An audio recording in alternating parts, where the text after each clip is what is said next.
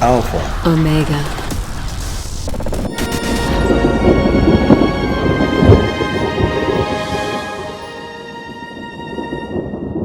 Spellwork Mastery.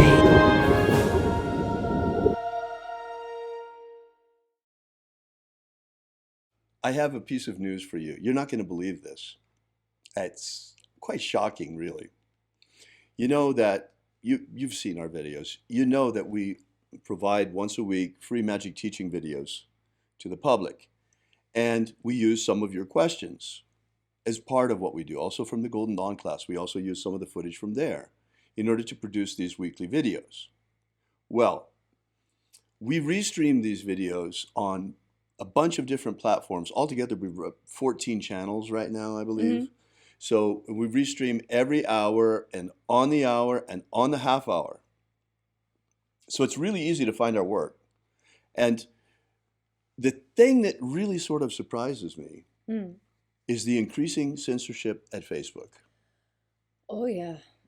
It's really starting to get oppressive. It's really, and it's really quite irrational, like an irrational child. I guess they have finally turned on the AI and it's Right. trying to learn now. But check this out. You're not going to run into this if you are just posting on Facebook Mm-hmm. or who knows what else. But the only place we have ran into it is in live stream titles. Could be other video titles too. Don't know. If you upload it, I'm not sure if you're going to run into the same thing. But for sure with live stream, if you stream to Facebook and you include the word spells or spell in the title, for sure they will censor it. The stream in groups will be censored, Yes. will be disconnected, quarantined. I don't know why. They seem to have something that they don't like about spells at Facebook. I don't know why.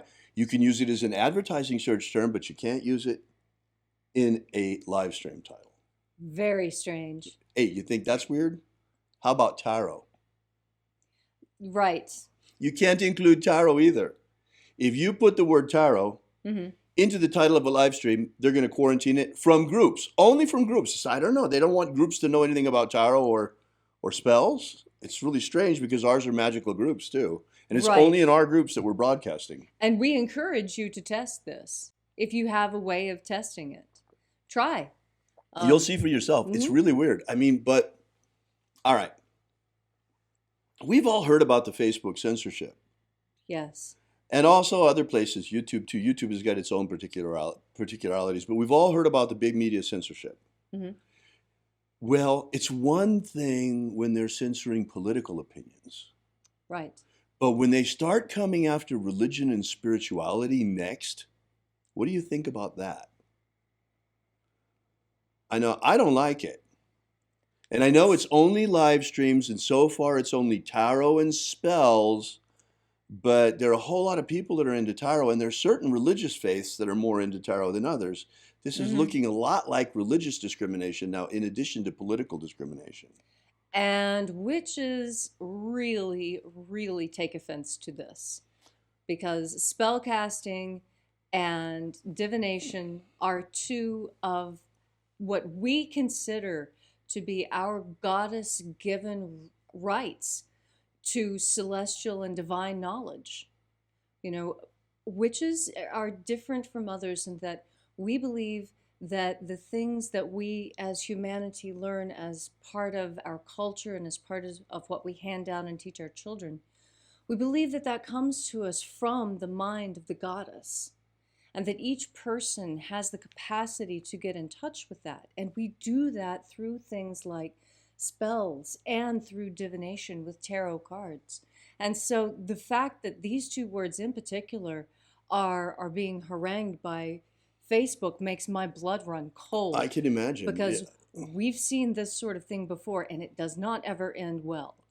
You know, and as a Christian bishop, I don't like it either. I mean, okay, sure, today they're coming after the Wiccans. Are we next as Christians? I don't know what's going to happen. It's not good. I mean, come on. Why are they censoring tarot and spells? It makes no sense at all. No.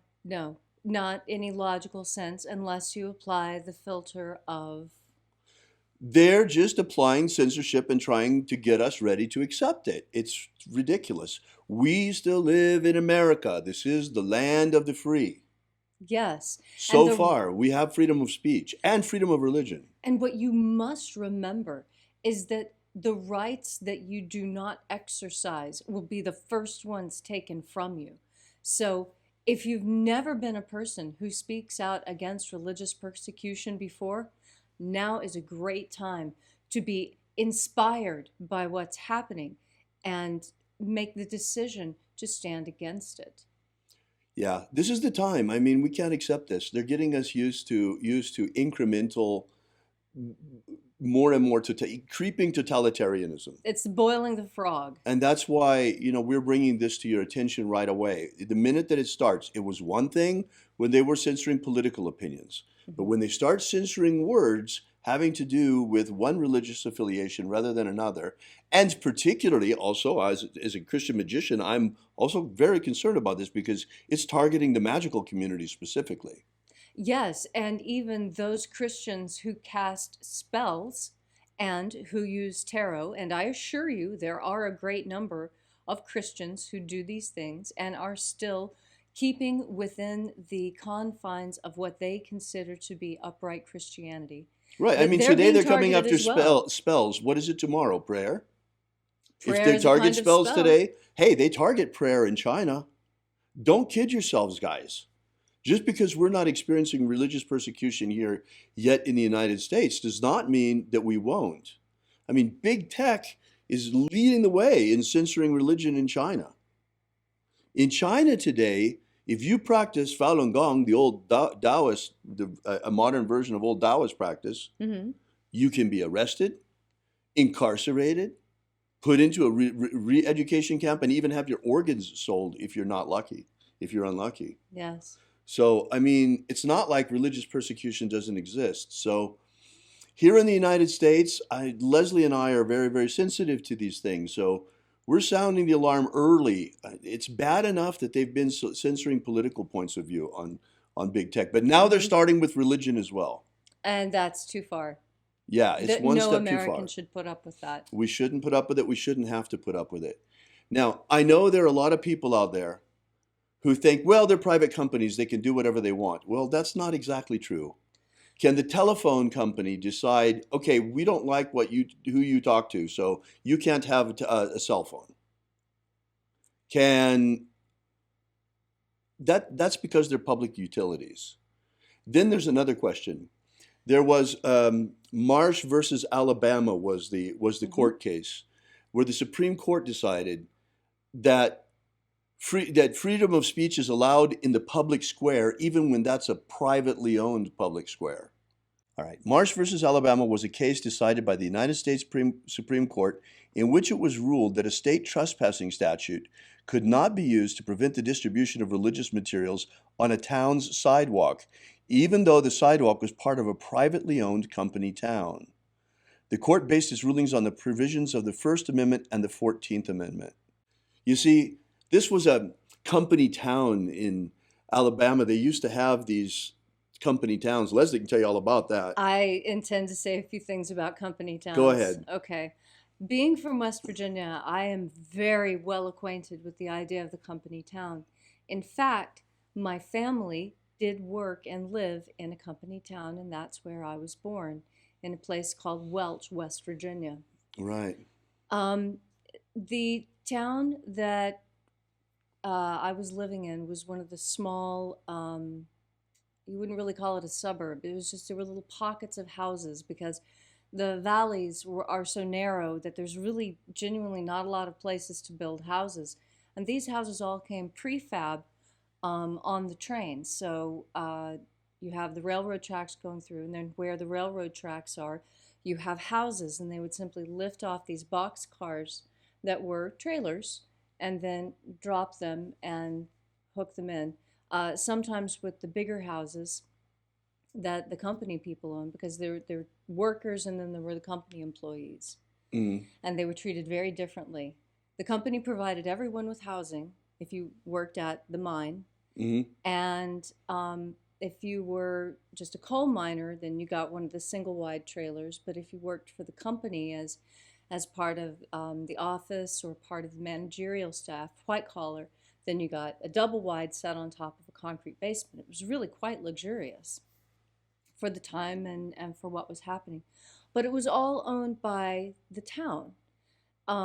You had a telephone, we had schools, and the grocery store was very much like Walmart is today, except it had a second story, and up in the top was where all the offices were, where they kept track of what everyone owed to the company store, because invariably you would run out of diapers or peaches or milk or bacon or whatever, Right. a new pair of socks.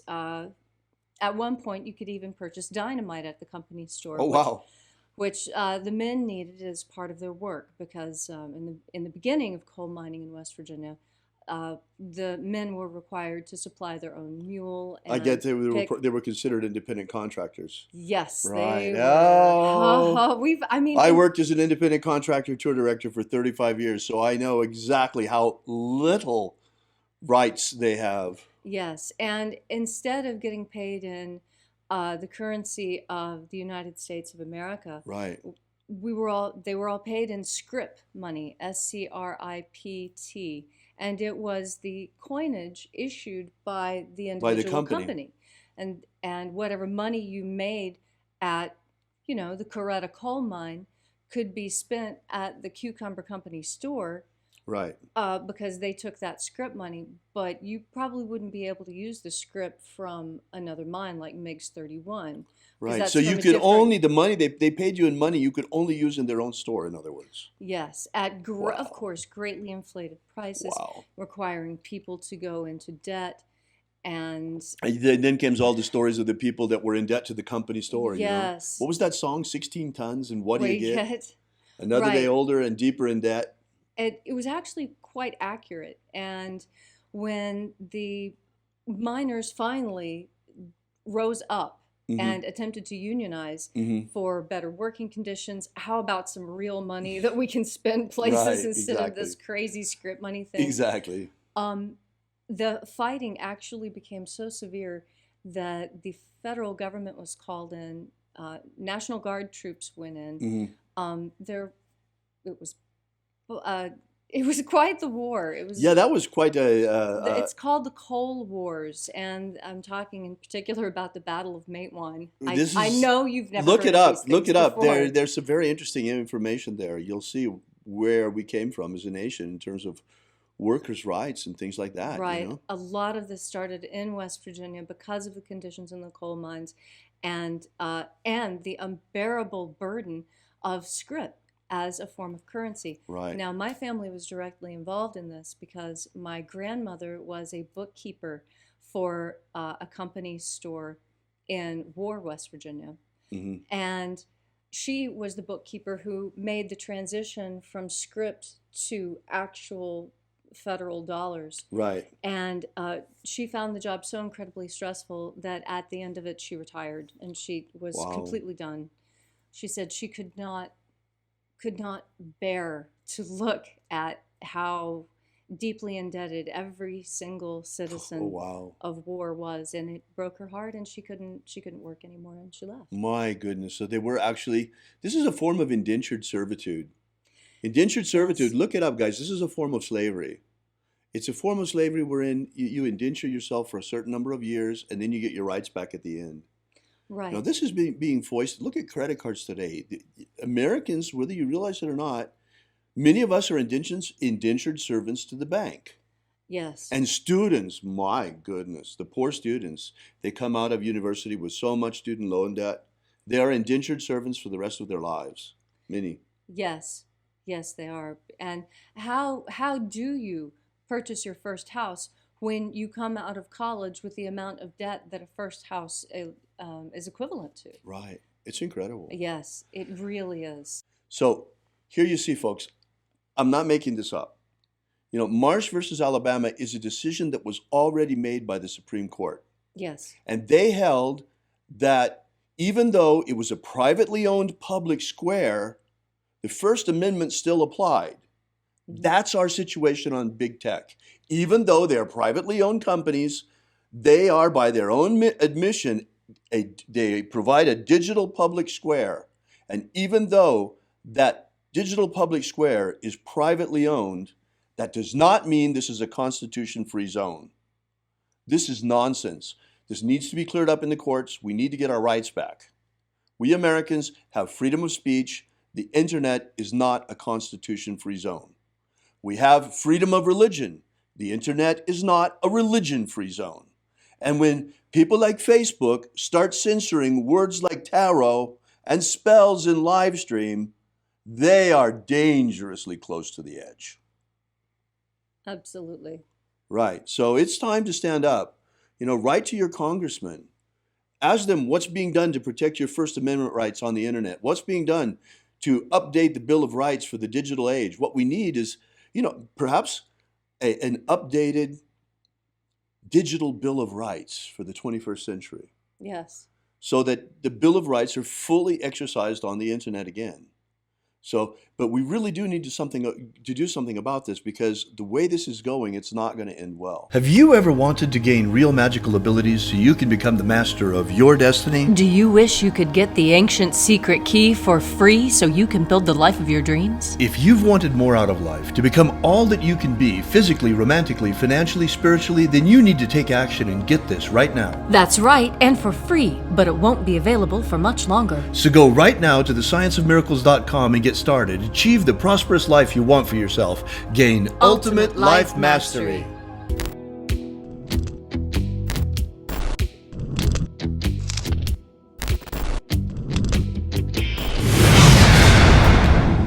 Are you familiar with the Rosicrucian, with what's his name? He's popular in the States. He's the president, or the Emperor. Imperator. The president. Emperor. Imperator. From the Golden Dawn. What's his name? Oh. David Griffin holds this position as Emperor. Imperator. David Griffin. David Griffin. David Griffin. David Griffin. David Griffin. Have David Griffin. I saw an email yesterday that he sent out about, there's a magical war going on. The Mage War. Demons of the infernal realm. I'm all of them. There is really a magical war going on. The Mage War. There is a guy called David Griffin who is heading all these magicians. David Griffin is S.L. McGregor Mather's present successor. David Griffin. David Griffin. David Griffin. David Griffin. I'm Golden Dawn Imperator David Griffin. David Griffin. David Griffin. David Griffin. David Griffin. Now David Griffin. There's a magical war going on. So there is really a magical war going on.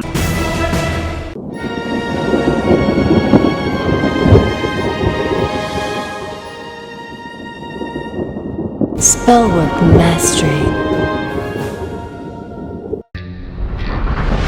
Alpha Omega.